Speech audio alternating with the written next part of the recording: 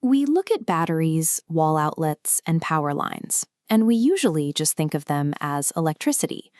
The reality of electricity exists as a continuous internal event of motion occurring deep inside these structures.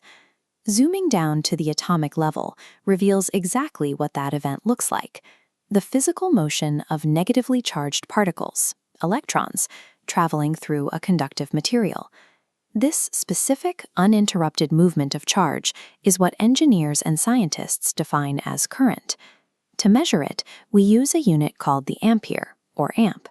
1 amp indicates that a specific quantity of total charge has crossed a given boundary in exactly 1 second.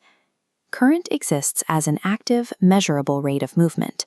Without that physical motion, the state of current effectively disappears. Knowing that electrons move is one thing, but we have to ask what forces them into motion in the first place, and why they travel at different rates. To map out these invisible forces, it helps to isolate them using a physical system we can easily observe: flowing water. In a pipe network, water only moves if there is pressure pushing it. In an electrical circuit, that unseen push is called voltage. As the water travels, it gets choked by rocks in a stream or rubs against the pipe.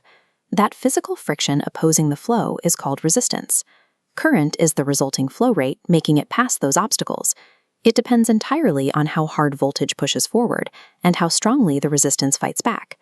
This graph shows that exact mathematical relationship, known as Ohm's law. As the push of the voltage increases along the horizontal axis, the current flowing through a consistent resistance rises proportionally in a perfectly straight line. Current never dictates its own pace. It is the strict mathematical reaction to voltage overcoming resistance.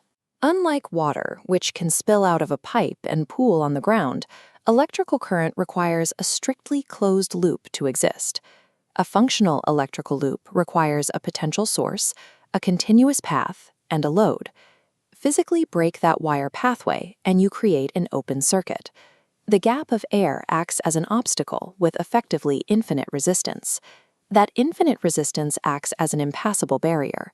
Even if the voltage source remains active, the electron flow physically cannot bridge the gap, bringing the current to an immediate halt.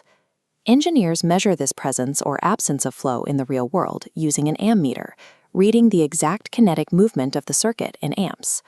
Current is a highly fragile state. It relies on an all-or-nothing phenomenon that demands absolute structural integrity from the entire loop. Scaling back up from the microscopic world, that fragile, continuous flow of electrons is the ultimate actor behind the electrical work driving human civilization. Yet there is frequent confusion between the 3 core terms governing it: voltage, current, and power.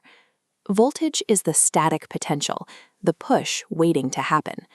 Current is the kinetic action, the physical flow of charge. Power is the actual rate of work being done, occurring when you multiply the push by the flow, volts times amps. Without that resulting current, a battery remains a reservoir of potential energy, unable to translate its stored force into work. When you think of current, put aside the idea of a static resource. Think of physical motion.